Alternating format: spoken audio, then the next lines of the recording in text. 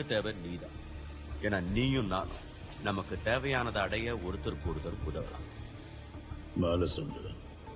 சமீபத்துல தேடப்பட்டு வர தீவிரவாதி மோஸ் ஜெகண்டே தலைமையில இயங்குற ஒரு தீவிரவாத குழு ஒரு இளம் ஹேக்கரை கடத்திருக்காங்க. அவளோட கோட் நேம் ராம்சே.